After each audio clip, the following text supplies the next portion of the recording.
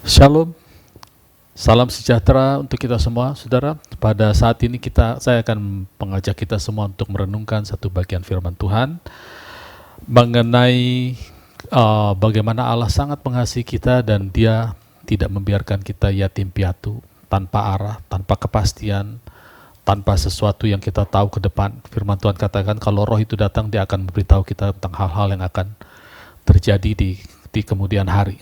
Begitu besar kasih Allah kepada kita. Nah, di Ibrani pasal 7 ayat 22 berkata demikian. Demikian pula Yesus adalah jaminan dari suatu perjanjian yang lebih kuat. Suatu perjanjian yang lebih kuat, atau dalam bahasa Inggris better covenant. Perjanjian atau perjanjian waris yang lebih baik. Kemudian dibandingkan dengan sebelum Tuhan Yesus sebagai imam besar, dikatakan di sini ayat 23, dalam jumlah besar mereka, yaitu bangsa Israel yang telah menjadi imam, karena mereka dicegah oleh maut untuk tetap menjabat imam. Jadi imam-imam zaman dahulu dibatasi, dilimit oleh maut. Tapi Yesus, ayat 24, tetapi karena ia tetap selama-lamanya, imamatnya tidak dapat beralih kepada orang lain. Ayat 25, karena itu ia sanggup juga menyelamatkan dengan sempurna semua orang yang oleh Dia datang kepada Allah. Sebab ia hidup senantiasa untuk menjadi pengantara mereka. Ia hidup senantiasa artinya sampai saat ini dia menjadi pengantara. Nah, kata pengantara di dalam bahasa Greka di situ dikatakan disebutkan sebagai entukano, ya. Tidak perlu dihafalkan bentuknya, tetapi artinya begini. Entukano itu adalah to light upon, atau menerangi seseorang. Atau juga bisa to go to meet a person, menemui seseorang, menerangi seseorang, menemui seseorang, atau berdoa. Saudara lihat bahwa Yesus adalah aktif, saudara, ya.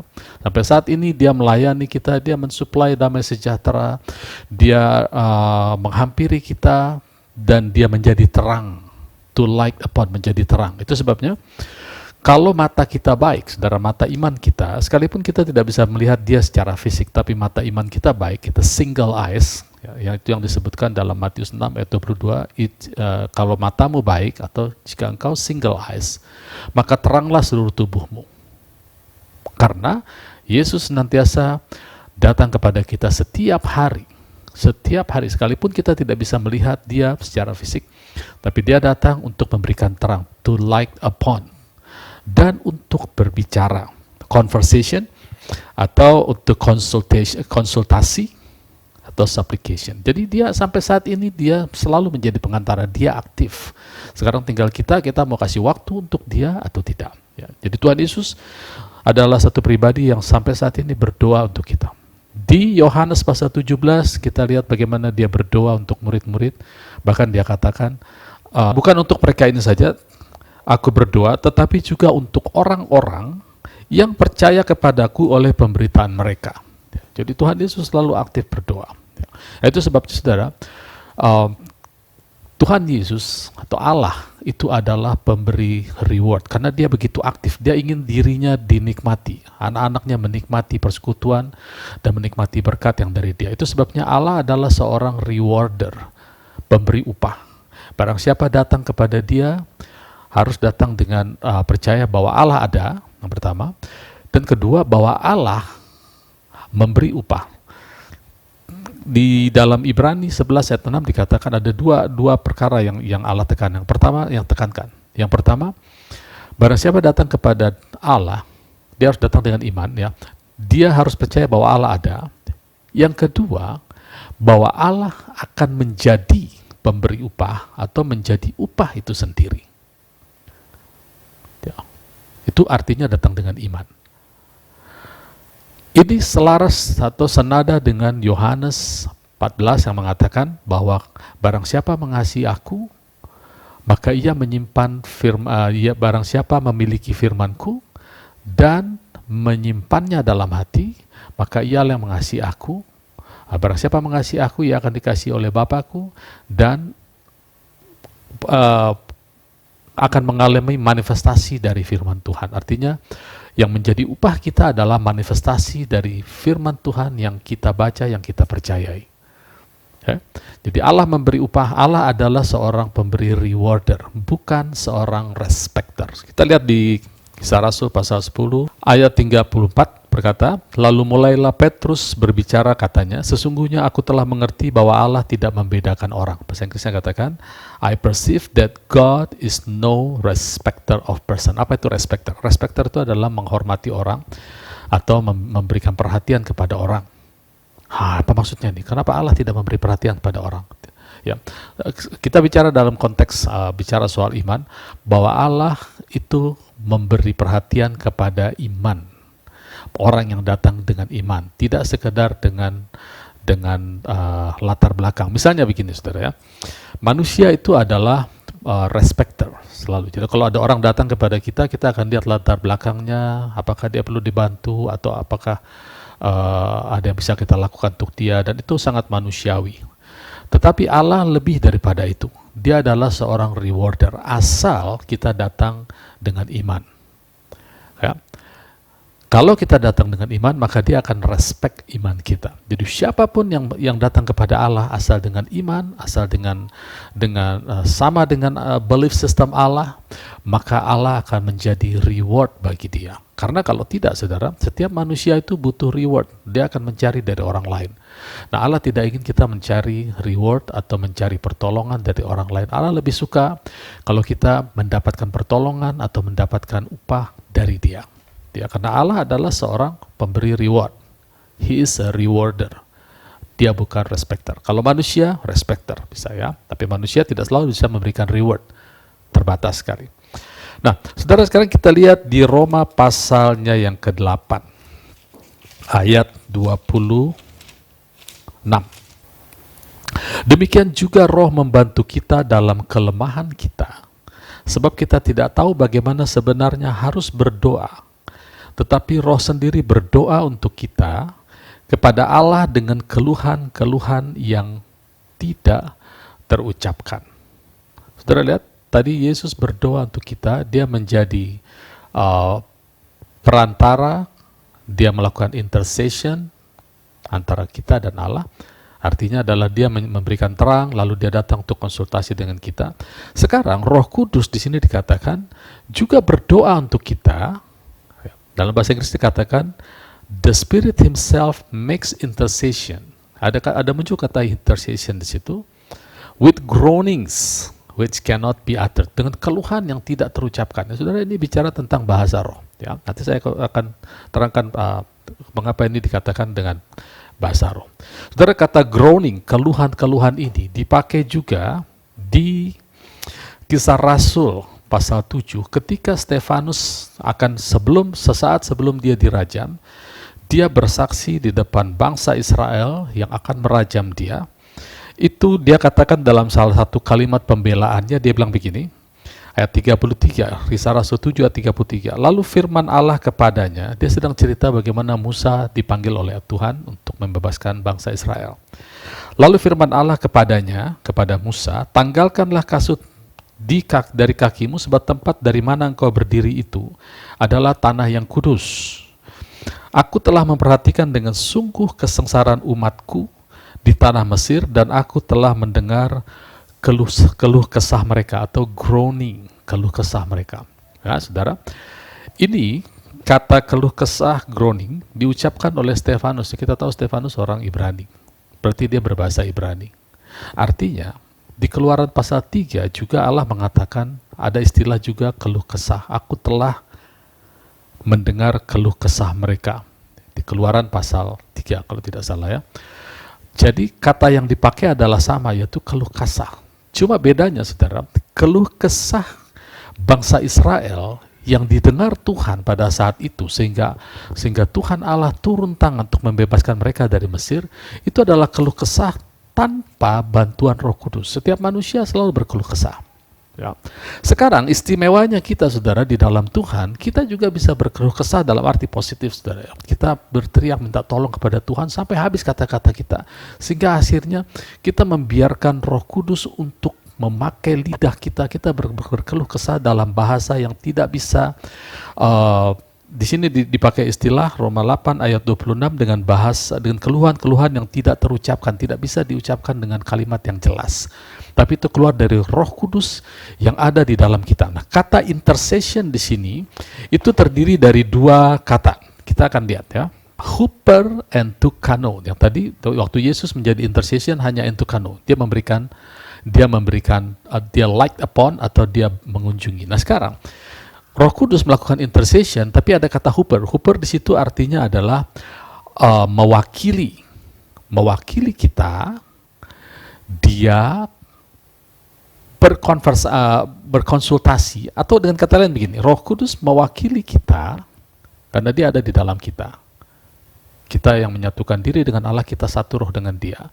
Dia mewakili kita berbicara di dalam keluhan yang tak terucapkan kepada Allah. Ingat, Allah kita cuma satu, saudara ya, tapi ini untuk mempermudah, Tuhan menulis untuk mempermudah kita bahwa dia aktif di dalam kita, membantu roh kita, sehingga roh kita yang tidak tahu bagaimana berdoa, dia berbicara oleh Roh Kudus dengan keluhan yang tak terucapkan. Itu yang kita bilang dengan bahasa roh.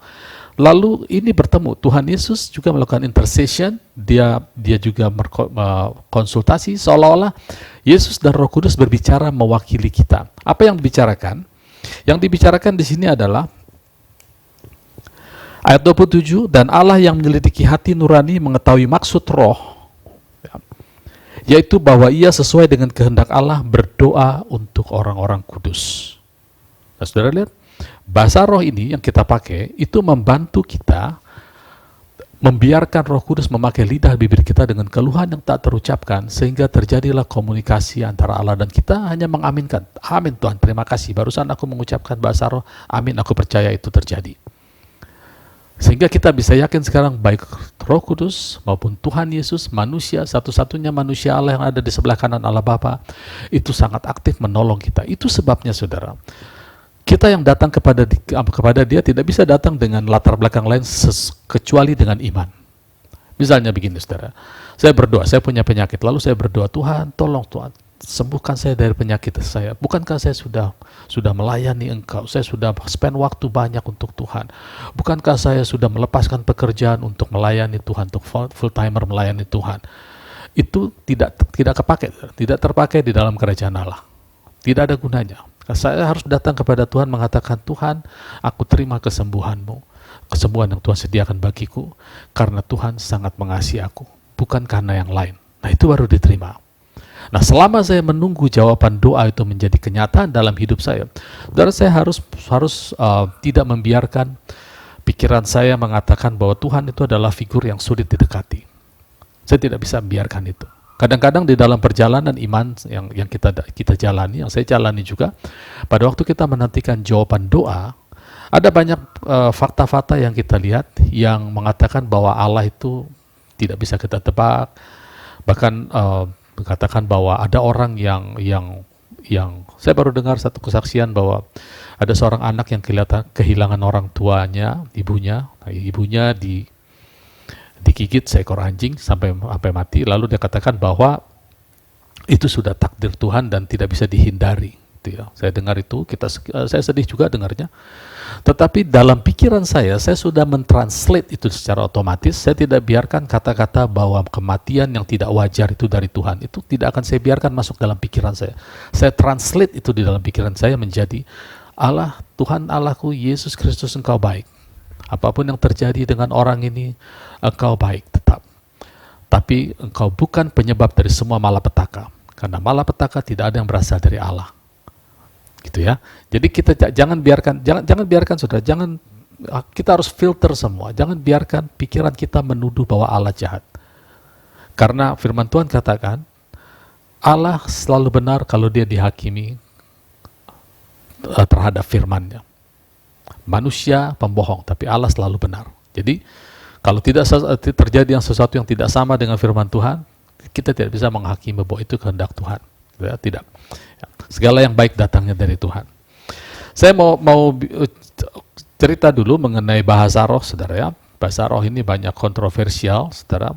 Tapi kita harus lihat apa yang Alkitab katakan, kita harus setuju. Bahwa bahasa roh itu adalah bahasa Roh Kudus memberikan ucapan kepada kita untuk kita ucapkan dengan keluhan-keluhan yang tak terucapkan. Jadi kita harus memberi diri, lidah kita harus berikan kepada Tuhan untuk mengucapkan sesuatu. Awal-awalnya saudara akan terasa aneh, tapi lama-lama kita akan terbiasa, gitu ya, dipimpin oleh roh lidah kita. Ya. Kita mulai dari 1 Korintus 13 ayat 8 bahwa bahasa roh itu akan berakhir. Mengapa akan berakhir? Karena bahasa roh akan dipakai selama kita masih menempati memiliki lidah. Tapi pada saat kita nanti menjadi manusia roh, tidak ada lagi bahasa roh. Itu akan berakhir, ya, berhenti. Kemudian 1 Korintus 14 ayat 2, siapa yang berkata-kata dengan bahasa roh tidak berkata-kata kepada manusia tetapi kepada Allah. Ya. Sebab tidak ada seorang pun yang mengerti bahasanya dan memang tidak perlu mengerti karena itu adalah antara Roh Kudus. Kita hanya mengaminkan. Bersyukur kalau kita bisa berbahasa roh. Oleh roh ia mengucapkan hal-hal yang rahasia, misterius. Ya. Lalu ayat 4. Siapa yang berkata-kata dengan bahasa roh ia membangun dirinya, tetapi siapa yang bernubuat ia membangun jemaat. Nah, di sini dia persimpangannya, ya. Siapa yang berkata-kata dalam bahasa roh ia membangun diri. Bukankah baik membangun diri, saudara? Siapa yang berkata-kata dalam bahasa roh ia berkata-kata pada Allah. Bukankah itu hal yang baik, saudara? Tetapi di dalam pertemuan jemaat lebih baik kita bernubuat. Karena di sini juga dikatakan ayat 9, demikian juga kamu yang berkata-kata dengan bahasa roh, jika kamu tidak mempergunakan kata-kata yang jelas, bagaimanakah orang dapat mengerti apa yang kamu katakan? Kata-katamu sia-sia saja kamu ucapkan di udara. Nah, saya mau koreksi sedikit. Di atas dikatakan bahasa roh kita berbicara kepada Allah. Kita membangun diri sendiri. Bagaimana mungkin sia-sia? Tidak ada yang sia-sia dalam bahasa roh. Waktu saya cek dalam bahasa aslinya, tidak ada muncul kata sia-sia. Terjemahan yang asli mengatakan bahwa kalau kamu mengucapkan bahasa roh tanpa tahu artinya, maka bahasa itu akan keluar di udara. Gitu. Bukan sia-sia. Kita berbicara kepada Allah, kita membangun diri sendiri. Karena kita mengaminkan apa yang keluar dari lidah kita. Tapi tidak pernah sia-sia. Ya. Nah, kemudian ayat 13-nya, karena itu siapa yang berkata-kata dengan bahasa roh di pertemuan ibadah, ya, ia harus berdoa supaya kepadanya diberi karunia untuk menafsirkan. Mengapa? Karena kalau kita di pertemuan ibadah hanya berbahasa roh atau tidak ada menafsirkan, tidak ada gunanya. Karena yang mendengar juga tidak mengerti. Tapi dalam waktu-waktu pribadi kita berbahasa roh, sekalipun tidak ada terjemahannya, saudara tinggal mengaminkan. Karena Roma 8 tadi mengatakan roh membantu kita untuk berdoa sesuai kehendak Allah. Jadi apa yang diucapkan oleh bahasa roh itu sesuai kehendak Allah. Bukankah itu hal yang sangat istimewa buat kita? Tanpa kita tahu, dia membypass pikiran kita, tapi langsung menuju kepada surga. Ya. Sebab, ayat 14, sebab jika aku berdoa dengan bahasa roh, maka rohkulah yang berdoa, akal budiku tidak turut berdoa. Jadi tidak sia-sia, saudara, karena roh kita berdoa, akal budi tidak diikutsertakan. Lalu 1 Korintus 14 ayat 18, Paulus mengatakan, aku mengucap syukur kepada Allah bahwa aku berkata-kata dengan bahasa roh lebih daripada kamu. Jadi tidak sia-sia, saudara. Tidak mungkin Paulus mengatakan, aku berkata-kata dalam bahasa sia-sia lebih daripada kamu yang sia-sia. Artinya baik aku maupun kamu sia-sia. Tidak seperti itu, ya. Jadi saudara, bahasa roh itu adalah bagaimana kita memberikan lidah kita dipakai untuk, saudara, dalam keadaan tertentu kita tidak tahu lagi bagaimana harus berdoa, tapi biarkanlah kita mengalir, mengucapkan sesuatu, lalu mata pikiran kita tertuju kepada Roh Kudus. Dua ayat yang saya katakan tadi, Yesus sebagai intercession, pengantara kita, Roh Kudus pengantara kita, mereka berkomunikasi, kita berikan lidah kita, maka kita akan mendapatkan benefitnya. Kita membangun diri kita dengan berbahasa roh. Ya, saudara tidak usah dengar orang-orang yang bicara tentang bahasa roh yang di luar konteks. Ya. Misalnya bahasa roh membuat saudara jadi kebal atau membuat saudara menjadi sesuatu yang lain. Alkitab tidak pernah katakan. Tutup telinga, ya. Translate semua mengenai bahasa roh dengan apa yang Alkitab katakan. Kalau Alkitab tidak mengatakan, jangan ikut-ikutan, saudara, ya. Satu lagi saya akan bacakan dari 3 Yohanes, ya, satu hal lagi dari 3 Yohanes pasal 1 ayat 2. Saudaraku yang kekasih, aku berdoa semoga engkau baik-baik dan sehat-sehat saja dalam segala sesuatu, sama seperti jiwamu baik-baik saja. Bahasa Inggrisnya mengatakan, you may prosper in all things Be in health, dalam kesehatan yang sempurna, just as your soul prosper, seperti jiwamu prosper. Mengapa jiwa? Mengapa bukan roh, saudara? Karena roh kita sudah sempurna. Waktu kita di dalam Kristus, kita adalah ciptaan baru, roh kita sudah sempurna. Jiwa dan tubuh kita belum sempurna. Itu perlu diselamatkan setiap hari. Itu sebabnya Tuhan Yesus datang mengunjungi kita, memberikan firman-Nya. Kita harus menerima perkataan firman-Nya dengan hati yang lemah lembut yang berkuasa menyelamatkan jiwa kita. Lalu Roh Kudus di dalam roh kita yang sudah sempurna itu juga melakukan intercession atau bersyafaat untuk kita. Kita hanya memberikan lidah kita, saudara. Bukankah lidah itu tidak bisa dijinakan, kata Yakobus.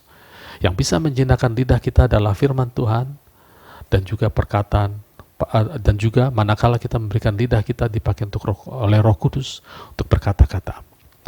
Baru kita masuk ayat 28. Jadi kita tahu bahwa Allah turut, bahasa Inggrisnya bukan Allah turut bekerja. Jadi kita tahu all things work together for good. Segala sesuatu bekerja untuk kebaikan. Segala sesuatu apa itu? Segala sesuatu yang didoakan atau kehendak Allah yang didoakan oleh Roh Kudus melalui lidah kita. Jadi ini tidak berlaku untuk semua orang, saudara. Kalau Roh Kudus tidak melakukan intercession kepada seseorang, maka ayat 28 tidak terjadi kepada orang itu. All things work together for good to those who love God. Untuk mereka yang mengasihi Tuhan. Ini saudara, ini tidak bisa dipisah-pisahkan. Kalau tidak mengasihi Allah, maka tidak terjadi ayat Roma 8 ayat 28. Ada sedikit kalimat yang agak mengerikan, saudara. Di 1 Korintus dikatakan, 1 Korintus 16 ayat 22, siapa yang tidak mengasihi Tuhan, terkutuklah ia. Maranatha. Ya, ngeri kalimatnya ya. Jadi jangan anggap enteng, bukan karena Tuhan mengutuk, saudara. Kita hidup dalam dunia yang sudah jatuh ke dalam kutuk. Kita hanya bisa selamat kalau kita memiliki firman Allah, menyimpan dalam hati, mengucapkan dengan lidah bibir kita, kita memandang apa yang kita ucapkan, dalam mata iman kita, kita melihat, baru kita bisa mengalami perlindungan yang sempurna dari Allah. Itu sebabnya segala sesuatu yang terjadi pada kita itu akan menjadi kebaikan kalau, saudara, ayat 26 tidak bisa dilepaskan, kalau kita bekerja sama dengan Roh Kudus dalam berdoa. Saudara, berdoa dalam bahasa roh itu bukan suatu saya mengatakan syarat membuat kita terklasifikasi rohani atau tidak rohani, tidak ya. Kalau saudara tahu, dulu ada penginjil yang bernama John Gillek yang melayani kesembuhan ilahi dengan cara yang luar biasa, saudara. Sebelum dia berbahasa roh, dia sudah melakukan kesembuhan ilahi, menyembuhkan banyak orang.